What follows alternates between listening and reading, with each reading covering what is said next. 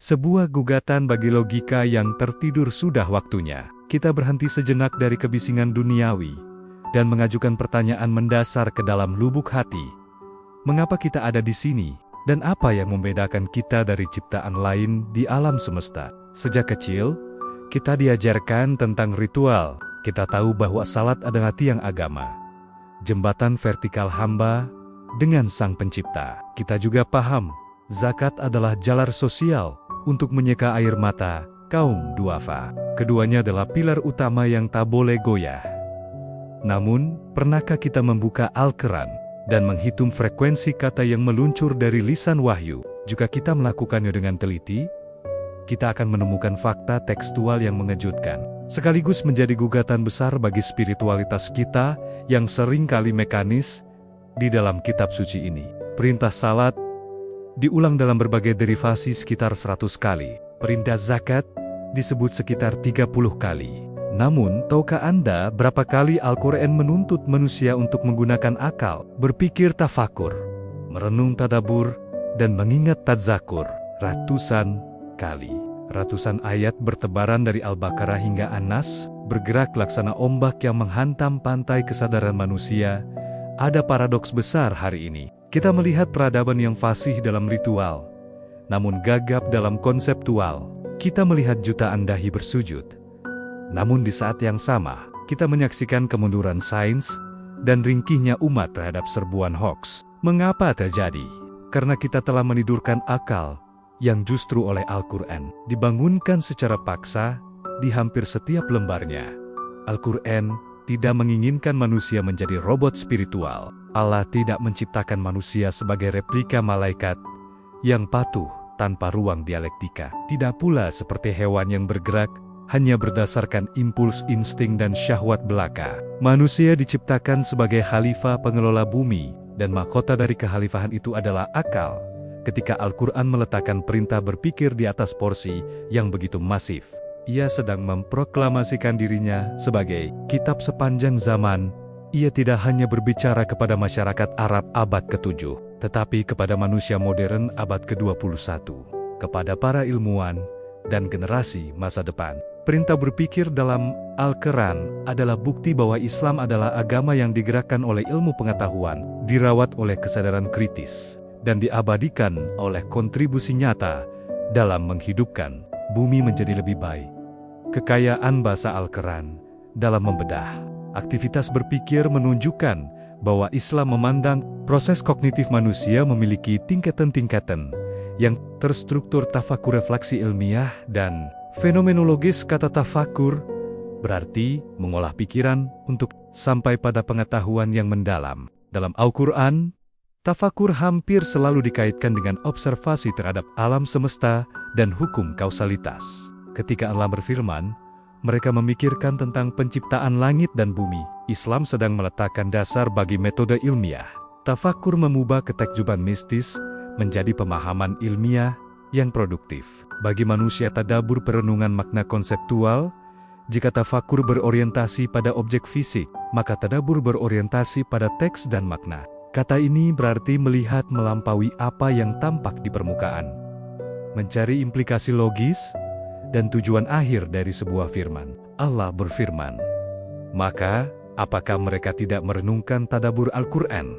Ataukah hati mereka terkunci? Quran Surat Muhammad 24. Membaca tanpa tadabur adalah indikasi dari hati yang terpenjara tadzakur. Memanggil pelajaran sejarah tadzakur berarti mengingat kembali sesuatu yang telah tertanam dalam fitrah manusia, namun terlupakan akibat kelalaian hidup. Proses ini melibatkan penggunaan akal untuk menghubungkan peristiwa masa kini dengan pelajaran dari masa lalu. Mengapa peradaban kuno yang megah bisa runtuh? Tadzakur memaksa akal kita menarik garis linier sejarah agar kita tidak mengulangi kesalahan yang sama di masa modern. Mengapa? Porsi perintah berpikir di dalam Al-Quran secara kuantitatif melampaui perintah salat dan zakat. Kita bisa menggunakan analogi hubungan antara fondasi, pilar, dan atap pelindung sebuah bangunan peradaban.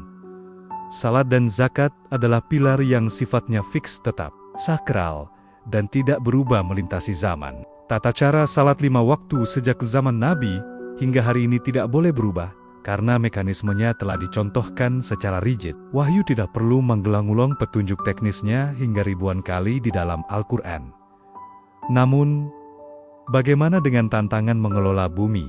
Urusan sains, ekonomi, sosial, dan teknologi komunikasi sifatnya sangat dinamis, bergerak cair, dan berubah secara radikal setiap detiknya. Sesuatu yang kontekstual seperti ini tidak bisa diikat dengan satu aturan praktis yang kaku di dalam kitab suci.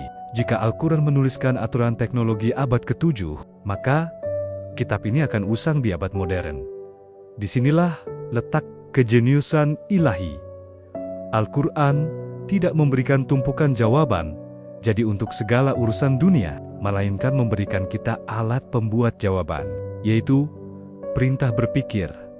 Dengan menempatkan ratusan ayat perintah berpikir, Al-Quran membekali manusia dengan mesin penggerak peradaban yang tiada henti. Salat memberikan kita stabilitas spiritual jangkar, sedangkan akal memberikan kemampuan akselerasi material layar. Sebuah kapal tidak akan bisa berjalan hanya dengan jangkar. Ia butuh layar yang terkembang untuk mengarungi samudra luas. Apa jadinya ritual ibadah tanpa kehadiran akal yang kritis? Ia akan merosot menjadi sekadar gerakan refleks yang kosong dari makna. Allah memberikan peringatan keras dalam surah Al-Mahyun.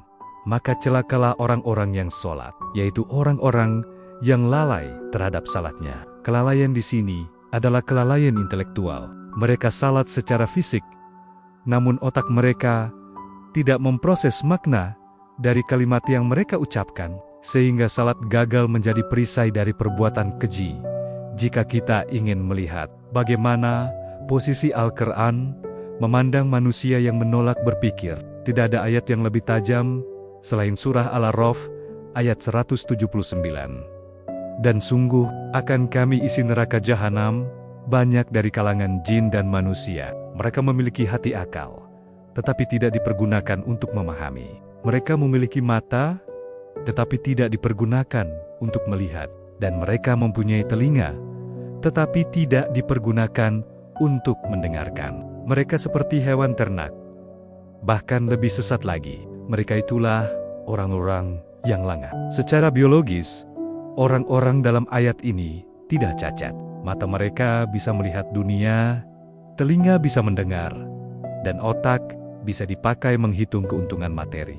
Namun, Allah menyebut mereka gagal secara fungsional karena tidak menggunakan instrumen tersebut untuk mencari kebenaran esensial. Mereka menerima informasi, tetapi tidak pernah memprosesnya di dalam laboratorium logika. Mereka menelan mentimenta, doktrin, tanpa pernah bertanya, apakah ini benar? Ketika Allah menyamakan manusia dengan hewan ternak, Kalenam, itu adalah kritik yang luar biasa. Hewan hidup secara linier, karena memang tidak dibekali kemampuan berpikir abstrak dan moral. Namun, Allah melanjutkan, bahkan mereka lebih sesat. Mengapa manusia yang tidak berpikir lebih sesat dari hewan? Karena mereka melanggar fitrah desain penciptaannya. Sapi bertindak bodoh karena keterbatasan biologisnya. Sedangkan manusia dianugerahi superkomputer berupa otak, namun memilih hidup tanpa menggunakannya. Selain itu, kebodohan hewan tidak akan merusak ekosistem. Sedangkan kebodohan manusia yang mematikan, akal budinya bisa memicu kehancuran massal di muka bumi. Salah satu bukti Al-Quran adalah mukjizat. Melintasi zaman adalah bagaimana kitab ini memposisikan sains dan iman bukan sebagai musuh, melainkan sebagai sepasang sayap yang menerbangkan manusia menuju kebenaran. Dalam sejarah Mas Islam, para ilmuwan besar seperti Ibnu Sina, Bapak Kedokteran, dan Al-Khwarizmi, penemu aljabar, tidak pernah mengalami konflik antara keimanan dengan laboratorium sains mereka. Bagi mereka, meneliti alam adalah bentuk ibadah terdalam kepada Sang Pencipta. Para ulama dan ilmuwan Muslim membaca dasar yang sama dalam surah Ali Imran ayat 190-191. Sesungguhnya dalam penciptaan langit dan bumi, dan pergantian malam dan siang, terdapat tanda-tanda bagi orang yang berakal, ulul albab, yaitu orang-orang yang mengingat Allah sambil berdiri, duduk, atau dalam keadaan berbaring, dan mereka memikirkan tentang penciptaan langit dan bumi. Ayat ini mengonseptualisasikan profil ulul albab, orang yang memiliki esensi akal murni, melalui penggabungan dua aktivitas vital.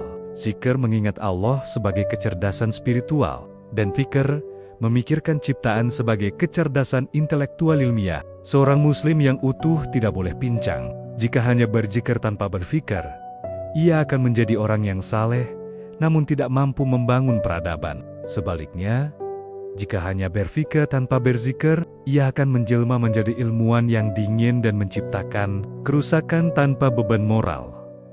Kesimpulan yang tersisa di hadapan kita kini begitu benderang. Perintah berpikir dalam Al-Qur'an bukanlah ornamen pelengkap. Ia adalah esensi kemandirian manusia dan ruh yang menghidupkan syariat. Salat adalah penyerahan diri yang suci, zakat adalah pembagian kepedulian yang nyata, dan akau adalah arsitek yang merancang bagaimana penyerahan diri serta kepedulian tersebut termaterialisasi dalam bentuk peradaban yang agung di muka bumi. Memisahkan ketiganya adalah tragedi sejarah yang membuat umat kehilangan arah. Kemajuan. Kita tidak bisa terus hidup dalam romantisme masa lalu. Sementara, hari ini kita menjadi konsumen pasif dari teknologi bangsa lain. Kita tidak bisa mengklaim memiliki kitab suci terbaik sepanjang zaman jika kita sendiri enggan meluangkan waktu untuk belajar, meriset, dan memikirkan solusi bagi krisis dunia. Sudah waktunya kita mengubah haluan. Mari fungsikan kembali miliaran sel otak yang telah Allah install di dalam kepala kita.